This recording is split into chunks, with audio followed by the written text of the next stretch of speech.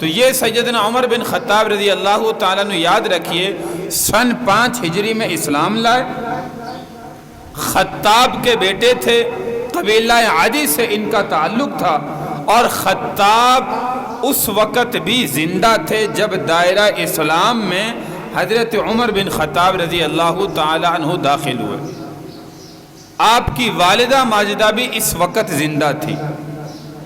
پس منظر اسلام لانے کا آپ سنتے بھی ہیں علماء سے، مقررین سے، خطباء سے، مواعظین سے، کہ سیدنا عمر بن خطاب رضی اللہ تعالیٰ عنہ کی بہادری بڑی مشہور تھی۔ ادھر دار ارقم میں پیارے پیغمبر صلی اللہ علیہ وسلم اور چند صحابہ کرام رضی اللہ عنہم اجمعین نماز بھی دار ارقم میں پڑھتے ہیں، خانہ کعبہ میں پڑھنے کی کافر اجازت نہیں دے رہے۔ ابو جہل بڑے بڑے کافر، انہوں نے اللہ کے نبی کو روکا ہوا ہے، اگر آتے ہیں تو تکلیفیں دیتے ہیں۔ دار ارقم مسلمانوں کے جمع ہونے کی جگہ ہے، وہاں پہ ہی نماز ادا ہوتی ہے، وہیں پہ جو ہے وہ اذان ہوتی ہے، وہیں سے اسلام کی صدائیں بلند ہو رہی ہیں۔ خانہ کعبہ میں اللہ کے نبی صلی اللہ علیہ وسلم جو ہے وہ کفار کی وجہ سے نہیں جا سکتے۔ اور ادھر دار الندوہ میں جو کفار کی بیٹھک ہے، کفار کے بیٹھنے کی جگہ ہے، یاد رکھیے کہ ادھر مشورے ہو رہے ہیں کہ کسی نہ کسی طریقے سے اسلام کو نعوذ باللہ ختم کیا جائے۔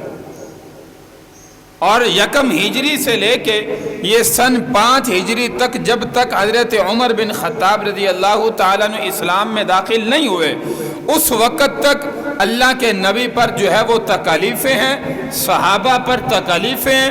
جس کا دل چاہتا ہے کفار کا مسلمانوں کو شہید کر دیتے ہیں، صحابہ کو شہید کر دیتے ہیں، جس کو چاہتا ہے مارنا پیٹنا شروع کر دیتے ہیں۔ تو ایک دن اللہ کے محبوب صلی اللہ علیہ وسلم نے یہ سن 5 ہجری کا واقعہ یاد رکھی۔ خانہ کعبہ کا غلاف پکڑ کر رات کے وقت اللہ سے دعا مانگی۔ کبھی کبھی عبادت کے لیے، دعا مانگنے کے لیے اللہ کے نبی جو ہے وہ رات کو آ جایا کرتے تھے، جس وقت کافروں کو پتہ نہیں ہوتا تھا۔ تو یہ اتنی جو ہے وہ صرف اجازت تھی، کھلے عام سرے عام آ کر وہاں پہ نماز ادا کریں، اذان دیں اور وہاں پر جو ہے وہ بیٹھ جائیں، ایسا انتظام ابھی تک موجود نہیں ہے۔ تو پیارے پیغمبر صلی اللہ علیہ وسلم نے خانہ کعبہ کا غلاف پکڑ کر اللہ سے 2 بندوں کی ہدایت مانگی۔ یا اللہ اسلام کو قوت عطا فرما، نمبر 1 عمر بن خطاب کی وجہ سے یا عمر بن حشام کی وجہ سے۔ عمر بن خطاب حضرت عمر رضی اللہ تعالی عنہ کے متعلق، اور عمر بن حشام یاد رکھیے وہ ابو جہل کا نام ہے۔ عمر بن حشام یا عمر بن خطاب کے ذریعے سے اسلام کو قوت عطا فرما۔ تو اللہ نے صبح کو دعا قبول کرنی تھی، دار الندوہ میں کفار کی میٹنگ چل رہی ہے، مشورہ چل رہا ہے کہ کس طریقے سے نعوذ باللہ پیارے پیغمبر صلی اللہ علیہ وسلم کو قتل کر دیا جائے، شہید کر دیا جائے، تاکہ نہ اللہ کے نبی ہوں گے نہ ان کا دین اسلام جو ہے وہ آگے مکہ کے اندر، کائنات کے اندر پھیل سکے۔ تو دار الندوہ میں جب میٹنگ چل رہی ہے، سارے کفار، بڑے بڑے بہادر بھی، بڑے بڑے سردار بھی، سارے کافر وہاں پہ دار الندوہ میں جمع ہیں۔ مشورہ ہو رہا ہے کہ اللہ کے نبی کو قتل کرنے کے لیے کون سا بندہ جائے، کس بندے کا انتخاب کیا جائے۔ تو تمام تر کافروں کی نظریں حضرت عمر بن خطاب پر جو ہے وہ ٹک گئی، اور سارے حضرت عمر کی طرف دیکھنے لگے، کہنے لگے ہم میں سب سے زیادہ بہادر وہ عمر بن خطاب ہے، لہذا عمر کو چنا جائے کہ عمر جا کے اللہ کے نبی کو جو ہے وہ نعوذ باللہ قتل کرے۔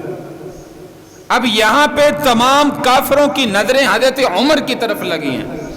ایسا سمجھیے کہ اللہ حضرت عمر کی طاقت کفار سے منوانا چاہتے ہیں کہ تم میں بھی سب سے زیادہ جو طاقتور ہے وہ عمر بن خطاب ہے، جو سب سے زیادہ بہادر ہے وہ عمر بن خطاب ہے۔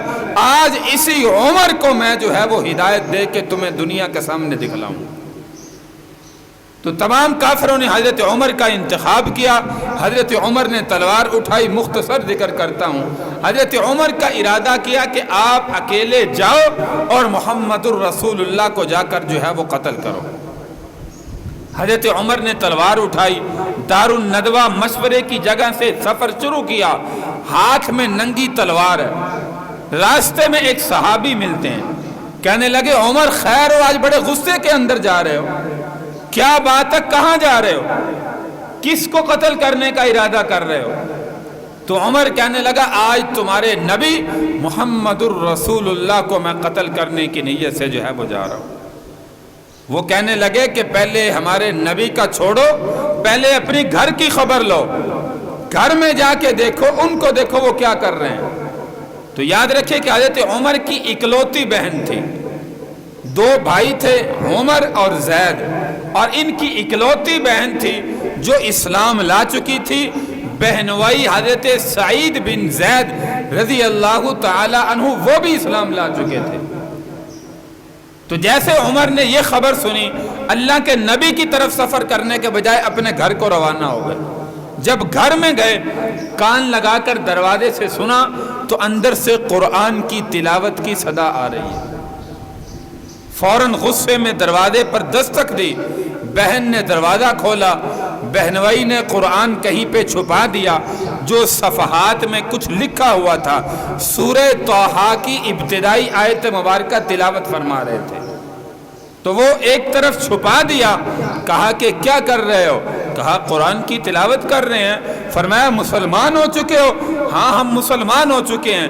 اسی اثنا میں عمر کا غصہ جو اللہ کے نبی کے لیے تھا اپنی بہن پر نکالا. مارنا پیٹنا جو ہے وہ شروع کر دیا. اپنے بہنوئی حضرت سعید بن زید کو بھی مارا. اتنا مارا کہ بہن کے چہرے سے بھی جو ہے وہ خون نکلنا شروع ہو گیا. کہنے لگی اس دین کو چھوڑ دو، ہم اس دین کو قبول نہیں کریں گے. بہن نے کہا تو بھی خطاب کا بیٹا ہے، میں بھی خطاب کی بیٹی ہوں، میں دین اسلام کو قبول کر چکی ہوں، تو جتنا چاہے ظلم کر لے، میں دین اسلام کو چھوڑنے والی نہیں، میں اللہ کی ذات کو چھوڑنے والی نہیں. تو مجھے قتل کر دے، میں پھر بھی اس دین کو قبول کر چکی ہوں اور آخر دم تک میں اس دین پر جو ہے وہ دنیا سے جانا چاہتی ہوں. تو خیر حضرت عمر نے جب یہ دیکھا کہ میری بہن ماننے والی نہیں، کچھ غصہ ٹھنڈا ہوا، رحم آیا. اپنی ہمشیرہ کے چہرے پر خون دیکھا اور خون دیکھ کر دل نرم ہوا. تلوار رکھی اور کہنے لگا اچھا مجھے دکھاؤ تو صحیح تم کیا پڑھ رہی تھی، کیا تلاوت کر رہی تھی، کس دین کو قبول کر چکی ہو، مجھے بھی تو پتہ چلے. تو بہن نے کہا کہ عمر ایسے نہیں، اس صفحات کو چھونے کے لیے پہلے غسل کرنا ضروری ہے، کپڑے تبدیل کرنا ضروری ہے، اس کے بعد میں تمہیں چھونے کی اجازت دے سکتی ہوں. حضرت عمر نے غسل کیا.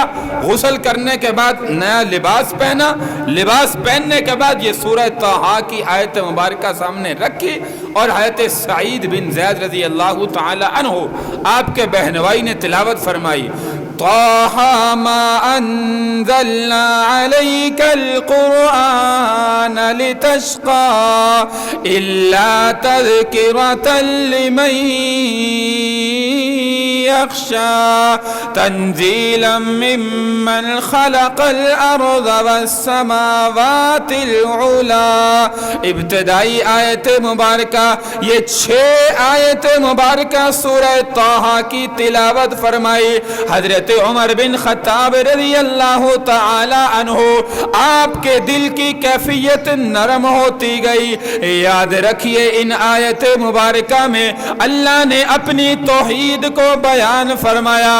اللہ وہ ہے جس نے آسمان کی بلندی کو پیدا کیا، اللہ وہ ہے جس نے زمینوں کو بچھا دیا، اللہ وہ ذات ہے جو آسمانوں کو بغیر ستون کے کھڑا کرنے والا، اللہ کی توحید بیان ہو رہی ہے، حضرت عمر سنتے جا رہے ہیں، دل نرم ہوتا جا رہا ہے، غسل کر چکے ہیں، اچھا لباس پہن چکے ہیں، اپنی ہمشیرہ سے کہنے لگے اچھا مجھے بھی اپنے نبی کی خدمت میں لے چلو۔ ادھر اللہ کی طرف سے جبریل کا نزول ہوتا ہے، اللہ کے نبی کی خدمت میں جبریل امین کا نزول ہوا۔ یا رسول اللہ مبارک ہو مبارک ہو، اللہ نے عمر کے دل کی کیفیت کو تبدیل کر دیا ہے۔ اللہ نے حضرت عمر جو آپ کے قتل کرنے کے ارادے سے آ رہا تھا، یہ راستے میں واقعہ ہوا، اللہ نے حضرت عمر کی دل کی کیفیت کو تبدیل کر دیا۔ اللہ کے نبی کو علم ہو گیا، اب اللہ کے نبی کی خدمت میں صحابہ بھی موجود ہیں، جن میں آپ کا چچا حضرت حمزہ رضی اللہ تعالی عنہ بھی موجود، یہ آپ کے بھائی بھی ہیں، آپ کے سگے چاچا بھی ہیں، کیونکہ جس عورت کا دودھ اللہ کے نبی نے پیا اسی کا دودھ آپ کے چچا حضرت حمزہ نے پیا، یہ بھائی بھی لگتے ہیں، سگے چاچا بھی لگتے ہیں۔ حضرت حمزہ رضی اللہ تعالی عنہ کو بتلایا، فرمایا حمزہ عمر آ رہا ہے۔ حضرت حمزہ نے اپنے بازو ایسے کیے، تلوار ہاتھ میں لی، آج دیکھتا ہوں عمر کیسے آتا ہے، آج میں عمر کا مقابلہ کروں گا، اللہ کے نبی کو تکلیف نہ دے۔ جیسے حضرت عمر کے دروازے پہ دستک ہوئی، حضرت حمزہ دروازے کی طرف دوڑے، اللہ کے نبی نے فرمایا حمزہ رک جاؤ رک جاؤ رک جاؤ، آج عمر اس نیت سے نہیں آیا جس نیت سے تم سمجھ رہے ہو، اللہ نے اس کی دل کی کیفیت کو تبدیل کر دیا ہے۔ حضرت عمر رضی اللہ تعالی عنہ تشریف لائے، دروازہ حضرت عمر کے لیے کھولا گیا، اللہ کے نبی نے کھڑے ہو کر استقبال کیا۔ یاد رکھیے جب حضرت عمر کی دل کی کیفیت تبدیل ہوئی، ہمشیرہ نے بہنوئی نے ایک دوسرے کی طرف دیکھا اور خوش ہوئے کہ رات ہمارے نبی نے جو خانہ کعبہ کا غلاف پکڑ کر دعا مانگی تھی، اللہ نے اس دعا کو قبول کر لیا، آج عمر کو اللہ نے ہدایت دے دی۔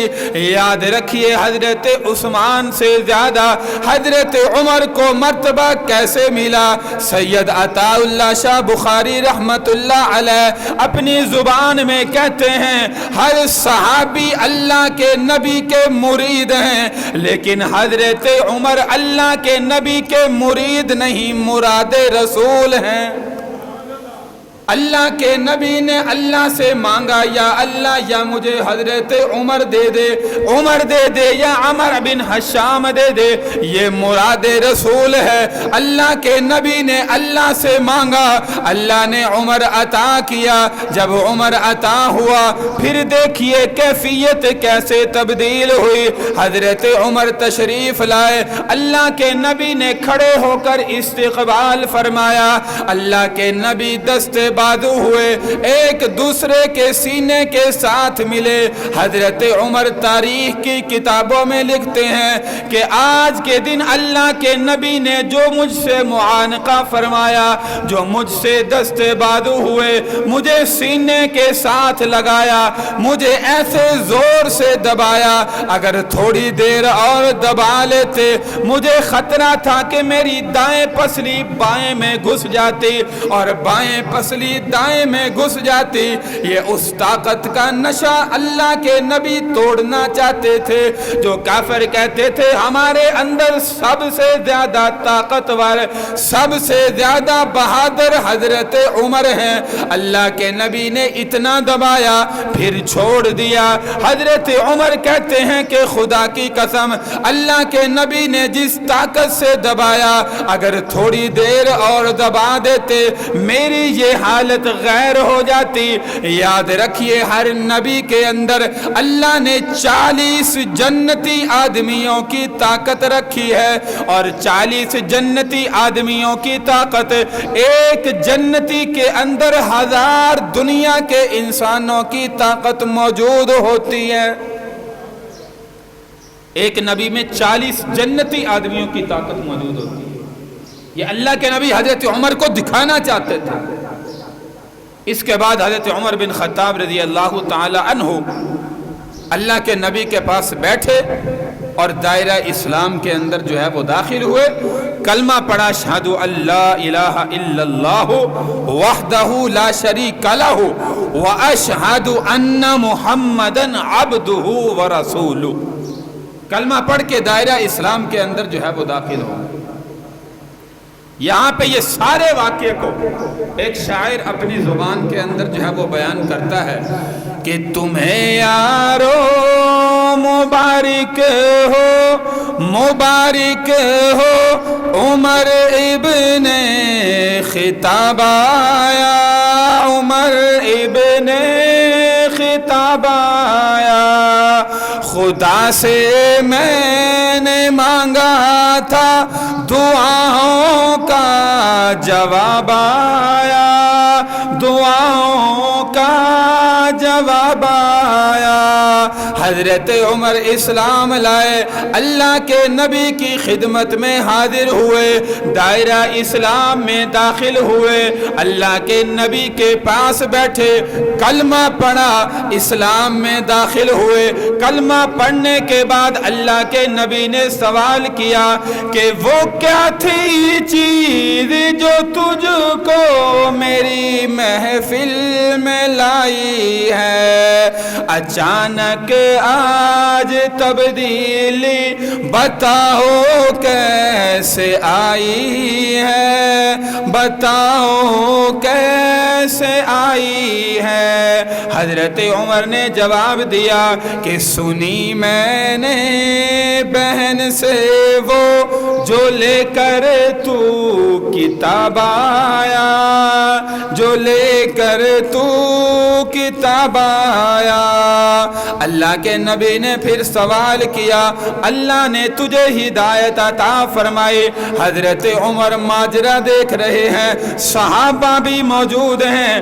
دار الامہ کے اندر حضرت محمد الرسول اللہ صلی اللہ علیہ وسلم بھی موجود ہیں. اچانک اذان کا وقت ہوا. اللہ کے نبی نے ایک صحابی کو فرمایا اذان دو. جب اذان دینے لگے حضرت عمر کھڑے ہوئے، یا رسول اللہ یہ کیا؟ آج اذان اور نماز یہاں پہ نہیں ہوگی بلکہ آج خانہ کعبہ میں ادا ہوگی. اللہ کے نبی نے فرمایا عمر تیری قوم کے لوگ خانہ کعبہ میں نماز پڑھنے نہیں دیتے. حضرت عمر کہنے لگے یا رسول اللہ آج عمر اسلام لایا ہے، آج خانہ کعبہ کے گرد و نواح میں سارے کافروں کو پتہ چلے گا کہ آج عمر اسلام لایا ہے. حضرت عمر بن خطاب رضی اللہ تعالی عنہ، یا رسول اللہ آپ میرے پیچھے پیچھے آئیے، میں آگے تلوار لے کر چلتا ہوں، دیکھتا ہوں آج کون کافر آپ کو خانہ کعبہ میں نماز پڑھنے سے روکتا ہے. یہ حضرت عمر کی للکار. حضرت عمر کہتے ہیں کہ میرے اسلام لانے سے یہ چھپ کر کیوں عبادت ہو؟ میرے اسلام لانے سے یہ چھپ کر کیوں عبادت ہو؟ پڑھیں گے آج کعبہ میں وہ روکے جس کی طاقت ہو. اڑا دوں گا میں سر اس کا، اڑا دوں گا میں سر اس کا، کفر کا جو نواب آیا، کفر کا جو نواب آیا. تمہیں یارو مبارک ہو، مبارک ہو عمر ابن خطاب آیا، عمر ابن خطاب آیا. حضرت عمر خانہ کعبہ پر پہنچے اور جاتے ہی اذان سے پہلے ایک صدا لگائی، ایک تلوار اپنے ہاتھ میں جو لی فضا میں بلند کی اور کہا کہ خانہ کعبہ کے گرد و نواح کے کافروں، اے قریشیوں، آج آؤ عمر کا مقابلہ کر کے دکھلاؤ۔ آج جو اپنے بچوں کو یتیم کرانا چاہتا ہے وہ آ کے عمر کا مقابلہ کرے۔ آج جو اپنی بیویوں کو بیوہ کروانا چاہتا ہے، آج اللہ کے نبی کو خانہ کعبہ میں نماز پڑھنے سے روک کر دکھائے۔ آج سب کو پتہ چلا کہ عمر اسلام لے کر آیا۔ اللہ کے نبی نے صحابی کو فرمایا کہ فوراً اذان دی جائے۔ اللہ کے نبی نے اذان کے بعد خانہ کعبہ کے اندر نماز ادا فرمائی۔ آج سارے کافروں کو پتہ چلا کہ عمر اسلام لے کے آیا۔